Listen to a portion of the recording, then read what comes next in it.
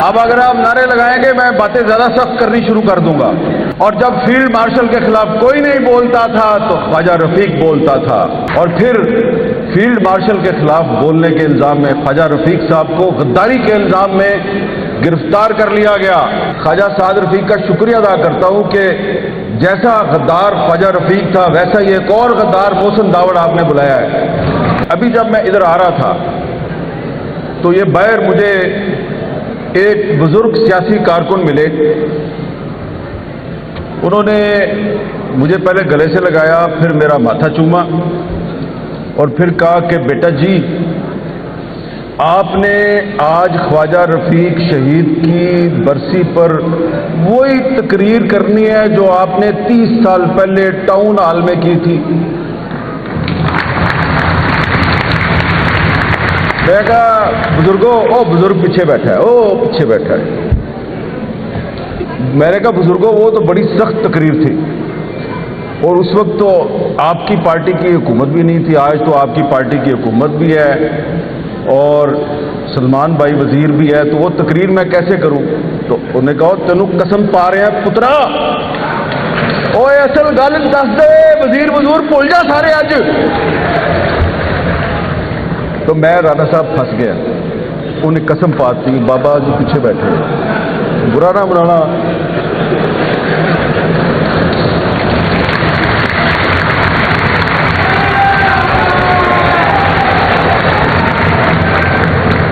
तो जब मैं हाल के अंदर आया, मैं बैठ गया स्टेज पे। अब स्टेज पे मेरे साथ एक और बंदा भी बैठा हुआ है, मसला नंबर 2, और वो पता है कौन है? तो गुलाम हुसैन शाहिद। और मैंने कहा यार गुलाम हुसैन शाहिद तुम वही हो ना, 1997 में तुम्हें तुम्हारी पार्टी ने टिकट दिया एमपीए का, फिर वापस ले लिया, उसके बाद कभी तुम्हें दोबारा टिकट मिला? उन्होंने कहा नहीं। मैं कहा बिल्कुल सही हुआ है तुम्हारे साथ, क्योंकि तुम असली सियासी कारकुन हो, इसलिए तुम्हें यह टिकट नहीं देते।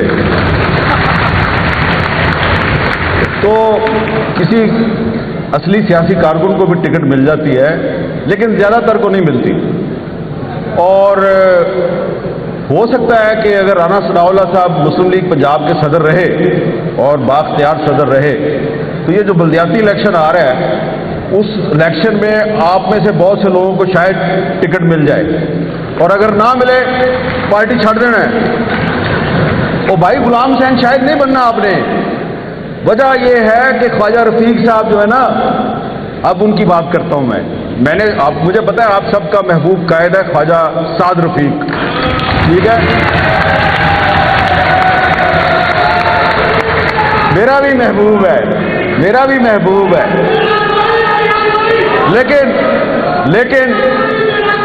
लेकिन ख्वाजा साद रफीक के जो वालिद साहब हैं, ख्वाजा रफीक साहब की भी गल सुन लो ना। अच्छा, अब अगर आप नारे लगाएंगे मैं बातें ज्यादा सख्त करनी शुरू कर दूंगा, क्योंकि ख्वाजा रफीक साहब ने तो मुझे यही सिखाया भाई। ख्वाजा रफीक साहब ने मुझे क्या सिखाया? तहरीक पाकिस्तान के कारकुन तहरीक पाकिस्तान में गिरफ्तार हो गए, गुरदासपुर जेल में बंद रहे, और ये नहीं था कि कोई आम से खानदान से ताल्लुक नहीं था भाई, बड़े अमीर घराने से ताल्लुक था। और ये जो तस्वीर लगी हुई है इसमें भी उन्होंने टाई पहनी हुई है, तो मैं भी इसी वजह से टाई पा के आया। ख्वाजा रफीक साहब जब इस्लामिया कॉलेज अमृतसर की यूनियन के जनरल सेक्रेटरी थे, तो एमए कॉलेज अमृतसर के जब वो जनरल सेक्रेटरी थे, तो मुझे एक दफ़ा एक सिख ने बताया, अमृतसर का सिख था पुराना, उसने कहा उसकी टाइयाँ बड़ी मशहूर थी, टाई बड़ी अच्छी पहनता था और मुंबई से उसकी टाई आती थी, जो अब मुंबई है। और फिर वो जब पाकिस्तान बन गया, तो पाकिस्तान बनने के बाद जब मुस्लिम लीग को जागीरदारों ने हाईजैक कर लिया, तो सोहरवर्दी साहब जो है उन्होंने लहदा पार्टी बना ली, अवामी लीग। तो ख्वाजा रफीक साहब जो हैं, जिन्होंने जिस पार्टी के साथ मिलकर पाकिस्तान बनाया, जब उस पार्टी ने अपने वादे पूरे नहीं किए और वो पार्टी जो है उस पर जागीरदारों का कब्जा हो गया, تو ख्वाजा रफीक ने मुस्लिम लीग छोड़ दी, अवामी लीग में आ गए। और अवामी लीग में आए और फिर जब मोहतरमा फातिमा जना ने अयूब खान के खिलाफ इलेक्शन लड़ा तो कायदे आज़म का वो सिपाही ख्वाजा मोहम्मद रफीक जो है वो उस जनरल अयूब खान, उस फील्ड मार्शल अयूब खान के मुकाबले पे खड़ा हो गया और कायदे आज़म की बहन के साथ उन्होंने फैसला किया कि मैं इनको सपोर्ट करूंगा। और जब फील्ड मार्शल के खिलाफ कोई नहीं बोलता था तो ख्वाजा रफीक बोलता था। और फिर फील्ड मार्शल के खिलाफ बोलने के इल्जाम में ख्वाजा रफीक साहब को गद्दारी के इल्जाम में गिरफ्तार कर लिया गया। तो आज जब मैं यहां पे आया तो मुझे मोहसिन दावड़ नजर आया। मैं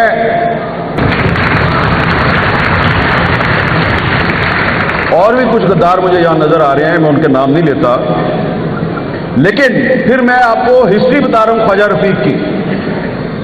फिर ख्वाजा रफीक साहब जो हैं अयूब खान के मुकाबले पे जब मोहतरमा फातिमा जना ने इलेक्शन लड़ा तो शेख मुजीबुर रहमान मोहतरमा फातिमा जना का ईस्ट पाकिस्तान में पोलिंग एजेंट था और वेस्ट पाकिस्तान में ख्वाजा रफीक साहब उनकी इलेक्शन मुहिम के इंचार्ज थे। लेकिन मोहतरमा फातिमा जना को इलेक्शन में धांधली के जरिए शिकस्त दी गई, अयूब खान जीत गया, पाकिस्तान हार गया। और फिर 6 नुकात पे शेख मुजीब के साथ ख्वाजा साहब का इख्तिलाफ हो गया।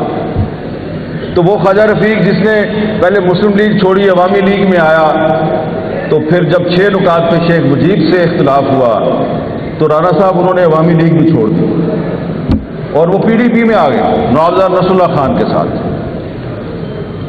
और उसके बाद नवाब नसरुल्लाह खान से भी इख्तिलाफ हुआ तो उन्होंने पाकिस्तान इत्तेहाद पार्टी बना ली। ये शायद आपको ना पता हो, आखिरी दिनों में ख्वाजा रफीक साहब ने पाकिस्तान इत्तेहाद पार्टी बना ली थी।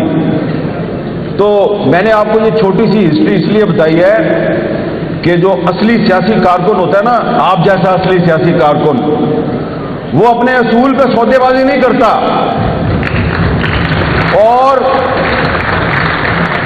सिर्फ एक मैं आपसे एक सवाल करता हूं कि जरा अपने दिल पे हाथ रख के अपने आप से पूछिए कि अगर आज ख्वाजा रफीक साहब जिंदा होते तो क्या वो हुकूमत के किसी वजीर के इस बयान पर चुप रहते कि ये एक हाइब्रिड निज़ाम है और बड़ा कामयाबी से चल रहा है। भाई जिस आदमी ने जमहूरियत और आइन की पासदारी के लिए, जिसने इंसानी हुकूक के लिए अपनी जान दे दी, क्या वो ख्वाजा रफीक ये बर्दाश्त करता कि मुस्लिम लीग की हुकूमत हो और कोई कहे कि ये हाइब्रिड निज़ाम है?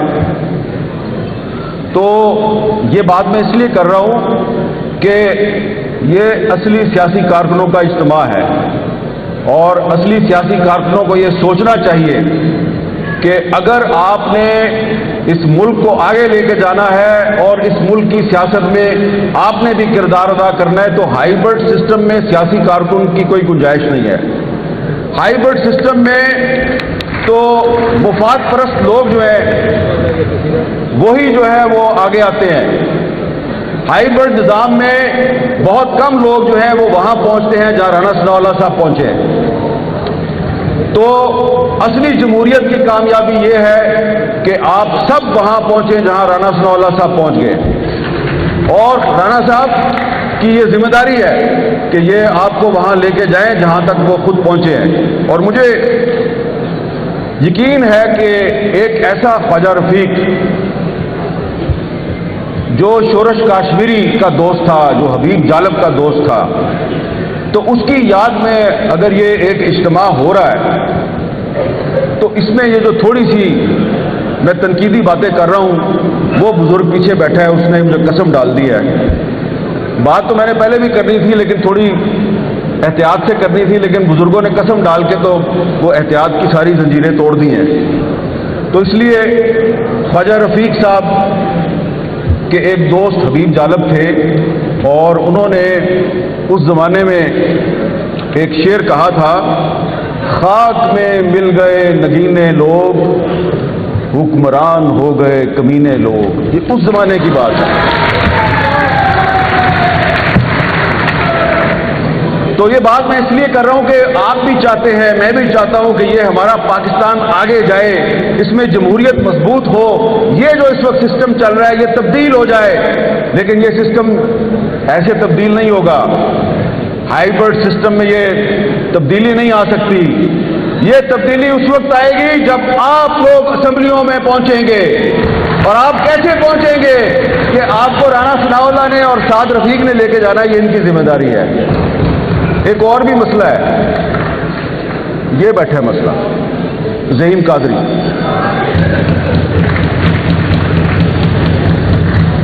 اب ظہیم قادری جو ہے وہ آپ کو پتہ ہے، یاد ہے، بھولیا تو نہیں، 14-15 سال پرویز مشرف کا دور اور اس کے بعد کے مشکل سال جب مسلم لیگ نون بڑے مسائل کا شکار تھی، جبر اور آمریت کا سامنا کر رہی تھی، جب رانا ثناء اللہ صاحب کو اغوا کر کے تشدد کیا جاتا تھا، اس زمانے کی بات کر رہا ہوں. اس زمانے میں نواز شریف کا ترجمان کون تھا؟ ظہیم قادری. اب آپ اس کو ڈھونڈتے ہو کہ کدھر گیا ہے، اور ظہیم قادری کدھر گیا بھائی؟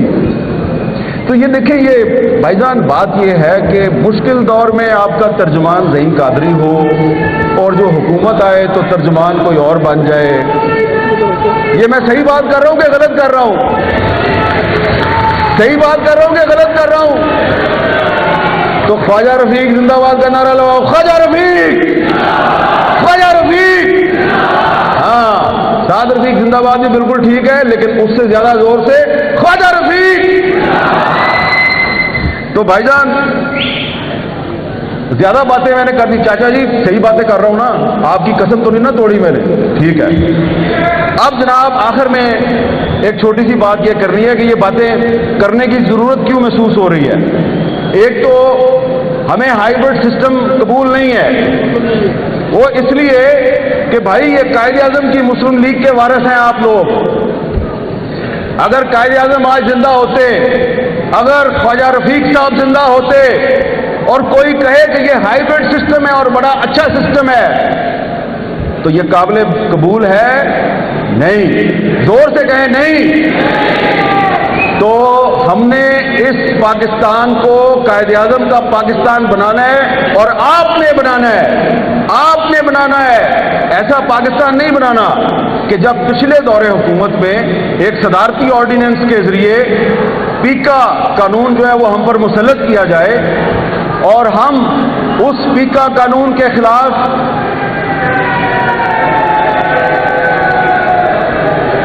بس شیر کے صرف نعرے نہیں مارنے، شیر بن کے اپنے حقوق بھی چھیننے ہیں. ٹھیک ہے؟